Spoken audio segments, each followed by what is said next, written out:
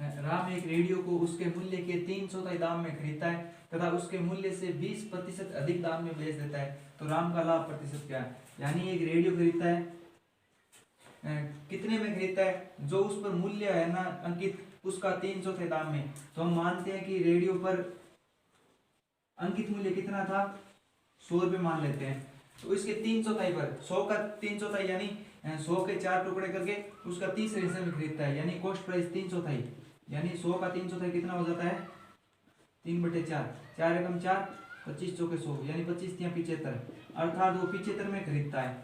यानी एमआरपी अगर उस पर 100 लिखा है तो वो 75 में खरीद रहा है तथा उसके मूल्य से 20% अधिक दाम में बेचता है, यानी जो इसका मूल्य है इससे 20% अधिक यानी 120 में बेचता है। लाभ प्रतिशत क्या है? यानी 75 में खरीद रहा है और 120 में बेच रहा है। कितने ज्यादा में बेच रहा है? 45 रुपये ज्यादा में बेच रहा है। ठीक है, तो लाभ प्रतिशत निकालना है। लाभ प्रतिशत हमेशा लाभ किस पर ज्ञात किया जाता है? लाभ हमेशा क्रय मूल्य पर ज्ञात किया जाता है। 45/75 प्रतिशत यानी 100 से गुणा करने पर। तो 15 तिया 45 और 15 पंजे 75, 5 एकम 5, 20 पंजे 100, 20 तिया 60, अर्थात राम को लाभ कितना हुआ है? 60% लाभ हुआ है। ठीक है, अब अगला सवाल। हाँ, यदि x किसी वस्तु को 5% लाभ पर y को बेचता है।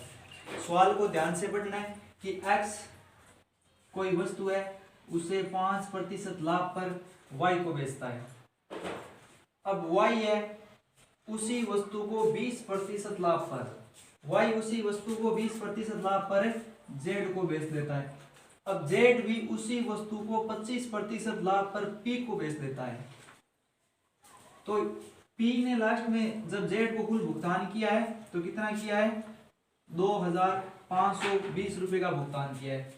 तो x ने उस वस्तु को कितने में खरीदा था, यह ज्ञात करना है। ठीक है, हम मान लेते हैं x ने उस वस्तु को 100 रुपये में 100 रुपये में खरीदा था, यानी x ने कितने में खरीदा था? 100 में। एकदम सीधा डायरेक्ट करते हैं, इजी हो जाएगा और जल्दी हो जाएगा। x ने 100 में खरीदा है, x ने y को बेचा है। x ने किसको बेचा है? y को। तो मान लो x ने y को बेचा है कितने पर? 5% लाभ पर, यानी 100 का 5 रुपये होता है, तो 100 वाली वस्तु उसने 105 में बेची है y को, यानी y ने उस वस्तु को कितने में खरीदी है? 105 में खरीदी है। y उसी वस्तु को 20% लाभ पर z को बेच देता है। अब देखो y है 105 में खरीदता है, 20% लाभ पर यानी 120/100 z को बेचता है। तो 0 से 0 कैंसिल, 5 एकम 5, 5 दूए 10 और 5 दूए 10 21, 2 एकम 2, 6 दूए 12, यानी z उस वस्तु को कितने में खरीदता है? 6 एकम 6, 6 दूए 12, यानी 126 रुपये में खरीदता है 20% लाभ के तहत। ठीक है, अब वापिस z उसी वस्तु को 25% लाभ पर p को बेच देता है, यानी z उसी वस्तु को बेचता है p को कितने पर? 25% लाभ पर, यानी 126 का 25% यानी 125/100। जब सरलीकरण करेंगे तो बट्टा में जाएगा, इसलिए इसको ये ऐसे ही रख देते हैं। ठीक है, यानी p ने इतने रुपये दिए, ये हमारे अनुसार है, हमारे अनुसार p ने इतने रुपये दिए, जबकि सवाल के अनुसार p ने इतने रुपये दिए, यानी 126 गुणा 125/100। इसकी वैल्यू क्या हो गई? यानी ये दोनों बराबर है, यानी p ने हमारे अनुसार तो इतनी दी है, लेकिन सवाल के अनुसार दिया 2520 रुपये, यानी ये और ये दोनों वैल्यू बराबर है। तो एक की वैल्यू निकालनी है तो 2520। अब ये जो संख्या इसके नीचे आ जाएगी बट्टा में, 126 गुणा 125, यहां पर ये गुणा में थी और ये 100 है जो गुणा में थी, इस साइड में आएगी भाग में चली जाएगी गुणा 100। ठीक है, ये तो एक की वैल्यू आ गई। अब हमें क्या करना है, क्या है कि x ने उस वस्तु को कितने में खरीदा? x ने हमारे अनुसार 100 में खरीदा था, तो ये 100 की हम वैल्यू ज्ञात कर लेते हैं। ठीक है, 126 से कम 126 दूनी 252 होता है, यानी ये इससे ये 20 और कटेगा। ठीक है, अब यहां से काटने पर 25 चौके 100 और 25 पंजे 125, 5 एकम 5, 5 चौक 20, यानी 4 चौक 16, 16 को 100 से गुणा करने पर कितना हो जाएगा? 1600, यानी x ने उस वस्तु को 1600 में खरीदा था। ये हमारा उत्तर हो गया। ठीक है, अगला सवाल। था। एक आदमी 2 घड़ियों को प्रति घड़ी 99 रुपए में बेचता है। एक घड़ी पर उसको 10% लाभ होता है, नोटिस करना है सवाल को, और दूसरी घड़ी पर उसे 10% हानि होती है। उसको कुल कितने, इस सौदे में उसे कुल कितना लाभ या हानि प्रतिशत हुई है, पता नहीं है लाभ हुआ है या हानि हुई है, क्योंकि 2 घड़ी बेचता है, यानी पहली घड़ी और दूसरी घड़ी, दोनों घड़ियों को सेलिंग प्राइस दोनों की सेम है, यानी पहली घड़ी को 99 में बेचता है और दूसरी घड़ी को भी 99 में बेचता है। इस घड़ी पर उसे प्रॉफिट हुआ है, कितने का हुआ है, 10% लाभ हुआ है, और इस घड़ी पर उसे हानि हुई है, कितनी हुई है, 10% हानि हुई है।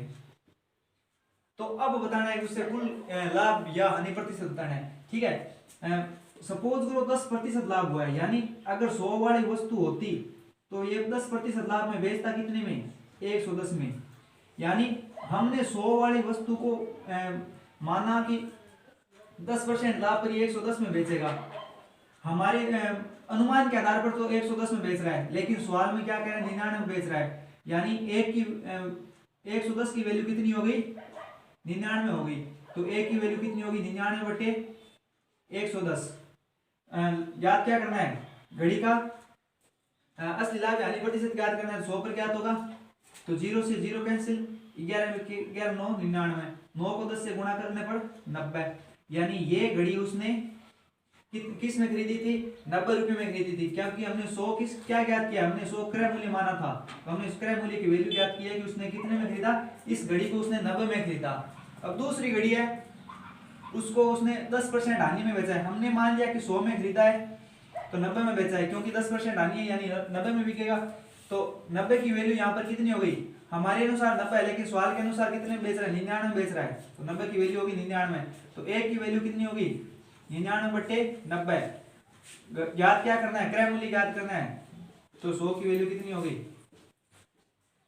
110 रुपए, कितनी होगी, 110 रुपए, यानी इस घड़ी को तो 90 में खरीद रहा है और 99 में बेच रहा है, इस घड़ी को 110 में खरीद रहा है और 99 में बेच रहा है, यानी दोनों को मिलाकर उसने 90 और 110, यानी दोनों घड़ी को मिलाकर फर्स्ट प्लस सेकंड दोनों घड़ी को मिलाकर उसने कितने में खरीदा है, 200 रुपए में खरीदा है, उसने 200 में खरीदा है, ये कॉस्ट प्राइस है दोनों घड़ियों की। अब दोनों को बेचा कितने में है, क्योंकि प्रत्येक घड़ी को 99 बेचा, दोनों को 99 प्लस 99, यानी दोनों को बेचा है, कितने में बेचा है, दोनों को 198 में बेचा है, यानी उसे क्या हुआ है, हानि हुई है, क्या हुई है, उसे हानि हुई है, कितने की हानि हुई, यानी 200 में खरीदा है, 198 में बेचा है, तो 2 रुपये की हानि हुई है।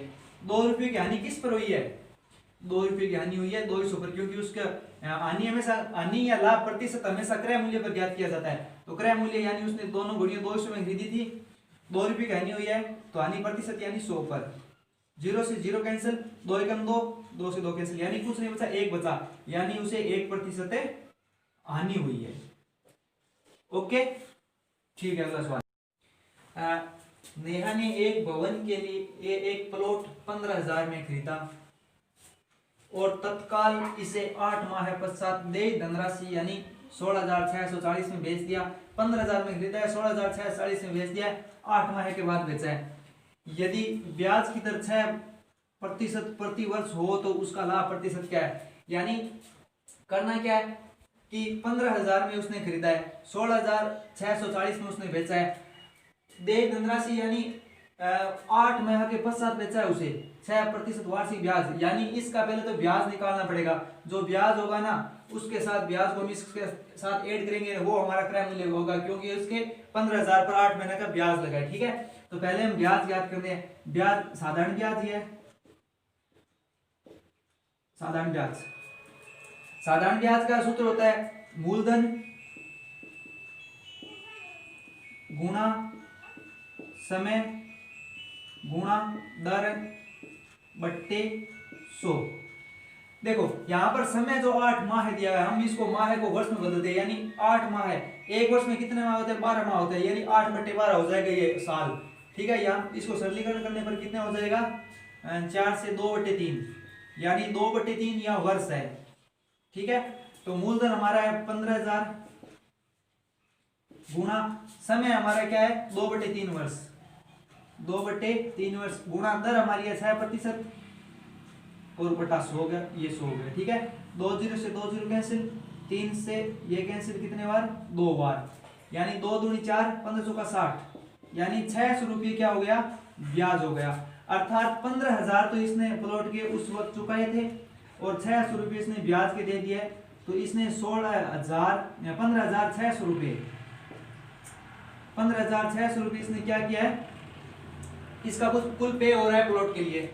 इसने 15,600 रुपये प्लॉट के लिए पे किया, लेकिन इसने बेचा कितने में, 16,640 में, यानी 16,640 में बेचा है और खरीदा कितने था, 15,600 रुपये में खरीदा था। तो लाभ कितने का हुआ, इसे लाभ हुआ है 0,401, यानी 1,040 रुपये का लाभ हुआ है।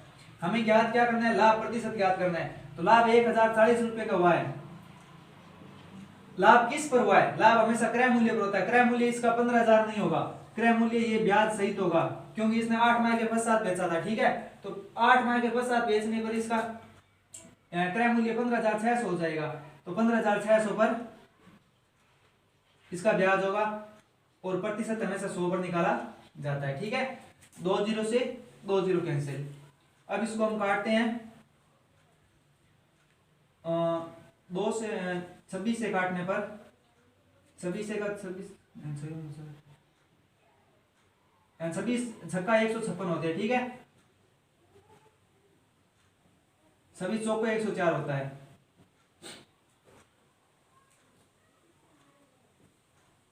छह एकम 6 और 6 छंगे 36, 40 में 6 छंगे 36, पीछे बच गए 4 और ये हमारा हो गया 6 शेषफल। इसको काटने पर हो जाएगा 6 सही 2/3%, इसको क्या हो गया है, लाभ हो गया है। ठीक है, ये हमारा उत्तर हो गया है। ओके।